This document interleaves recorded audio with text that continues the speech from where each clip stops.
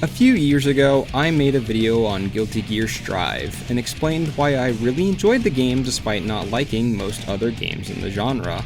I found fighting games to be tedious to learn and boring to lose. While I was able to find some enjoyment in playing something like Strive casually, I could never see myself playing something like Tekken.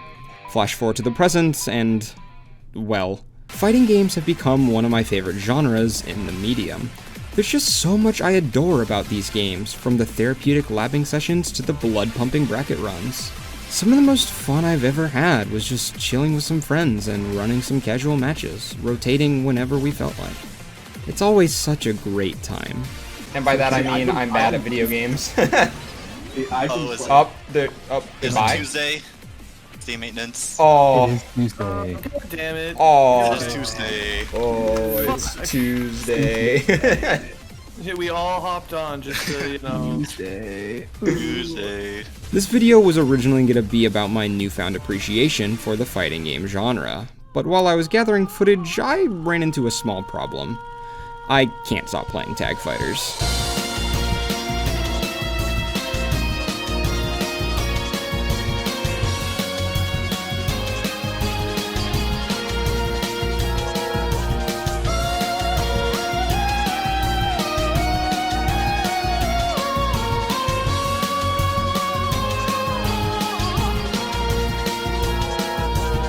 Tag fighters have you take control of multiple characters instead of just one, though it's more than just a series of 1v1s until someone runs out of fighters.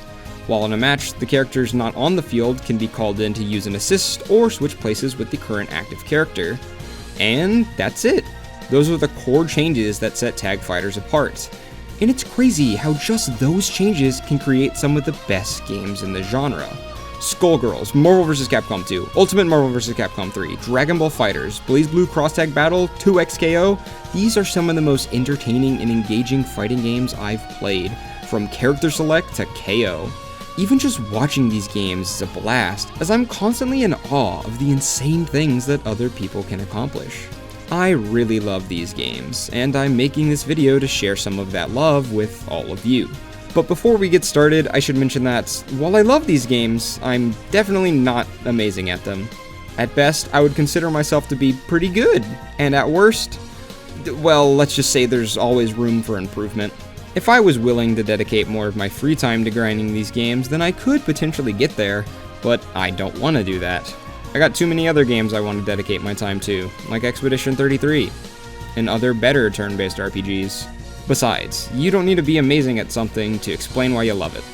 With all that out of the way, let's get started where all fighting games start, at character select. The main piece of advice I give people trying a new fighting game for the first time is to pick who you like.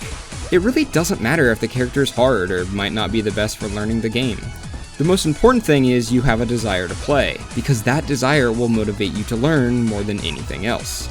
With tag fighters, it's a bit more complicated.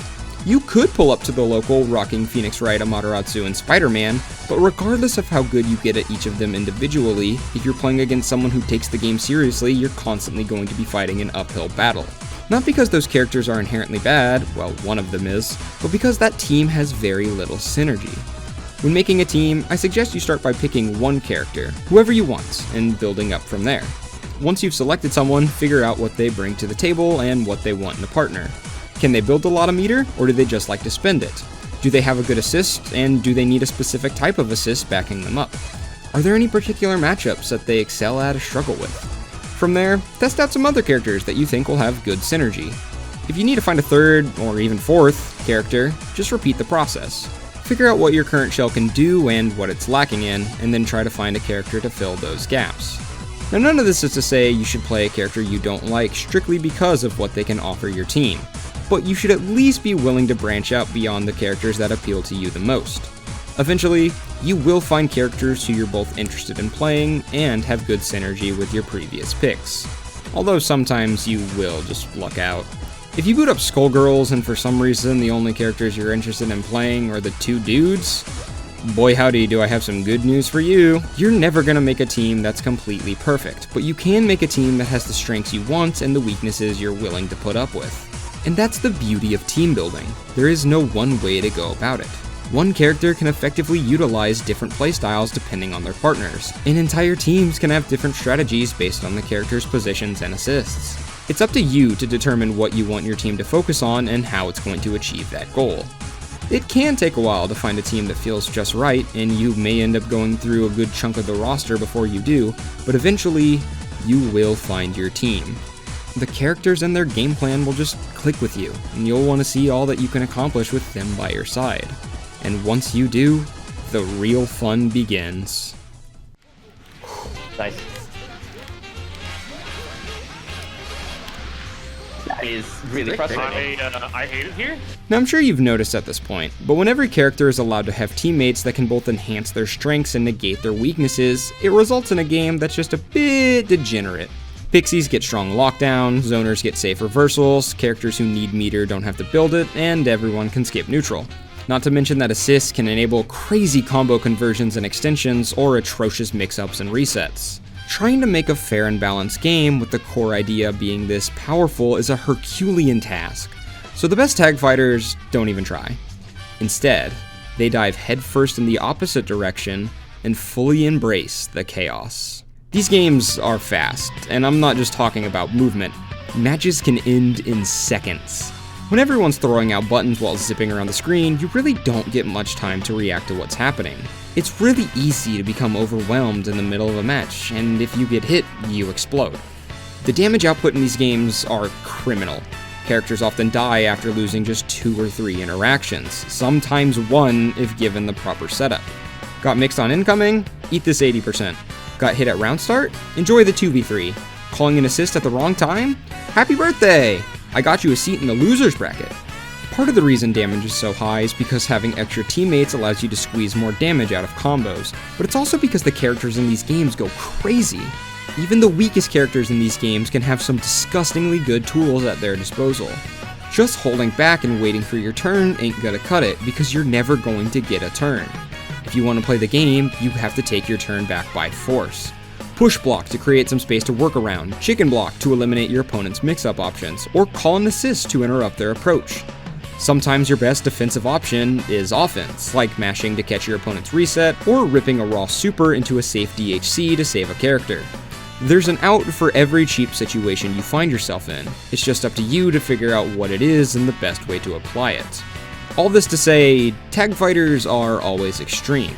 A match between 2 players of equal skill can be anything between an action-filled adrenaline rush that comes down to 1 hit between the player's final characters, to a blowout so excessive you'd think one of them forgot to plug in their controller. Some people may hate losing this way, and I'm definitely not immune to the frustration either, but the more I played tag fighters, the more I've come to accept these losses. I may have gotten whooped, but when I look past the beating and at what my opponent did, I often find myself saying, damn, that was pretty sick. And on the flip side, tag fighters can be the most gratifying games in the genre. You'll experience games where you're hitting those hard touch of death combos, shutting down the other player's cheap offense, sniping assist calls and killing both characters, and hitting your opponent with mix-up after mix-up, reset after reset, until you see those 5 golden letters. Even if it's only for a moment, you have all of the chaos under control. And when you do, that feeling you get is something that words could never do justice.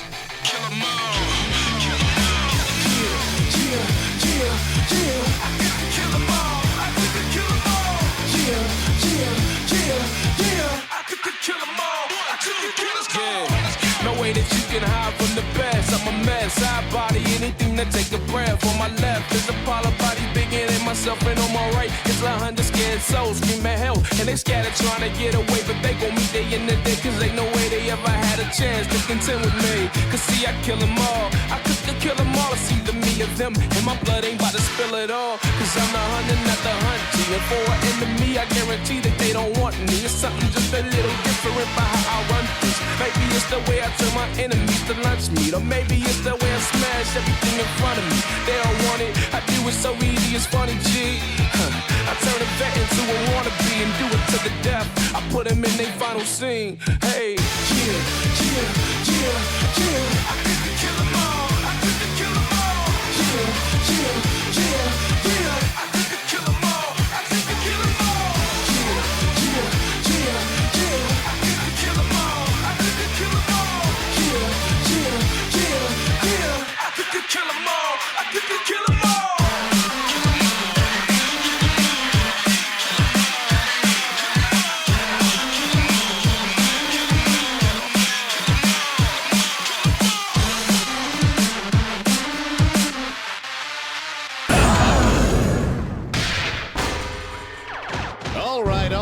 show's over. Tag fighters embody everything I love about fighting games. They're extremely fast-paced and engaging, with the focus on player expression and opportunities to be stylish. The near limitless amount of team compositions mean you're almost never just fighting a character. You're fighting another player. Someone with a team that's tailor-made to function however they want. And seeing how they use their team synergy to execute hype combos or gross mix-ups is awe-inspiring. Not to mention finding your own team, learning what they can do together, and putting that to use mid-match is one of the most gratifying feelings the genre can offer. If you walk away from this video thinking that what you saw looked cool, I implore you to pick up the game you're most interested in and try it out for yourself. You may be hesitant because it looks really hard, and it most likely is, but why does that matter? Trying anything for the first time is hard, but as long as a desire to improve is there, the difficulty really doesn't matter. Not to mention, you'll have a massive group of people there to support you. I don't want to get all sappy at the end of a video about goofball anime games, but over the past few years, life's hit me with some pretty nasty challenges, and becoming a part of the fighting game community has helped immensely with those. Knowing that there's always someone to play with or an event to look forward to makes facing those challenges a bit easier. So get out there, join the community of whatever game piqued your interest, and start building a team. If you put in the time every now and then, you will eventually experience the unrivaled thrill of tag fighters. That's all, forks!